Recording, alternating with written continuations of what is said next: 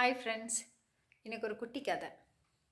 ஒரு காட்டில் புலியும் கழுதையும் பேசிக்கிட்டே நடந்து போயிட்டு இருந்துச்சாமா. அப்போ கழுதை சொல்லிச்சாமா, புல்லோட நிறம் நீல கலர் அப்படின்னு சொல்லிட்டு. அதுக்கு அந்த புலி சொல்லிச்சாமா, இல்லவே இல்லை, புல்லோட நிறம் பச்சை கலர் தானே அப்படின்ட்டு.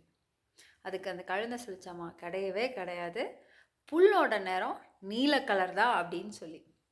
பயங்கர ஹீட்டட் ஆர்கியூமெண்ட்டாக ரெண்டும் போச்சாமா. சரி, ஓகே, நம்ம காட்டுக்கு ராஜாவானா சிங்கத்துக்கிட்ட போய் நம்ம இதை சொல்லலாம் அப்படின்னு சொல்லி ரெண்டும் காட்டோட ராஜா கிட்ட போச்சாமா.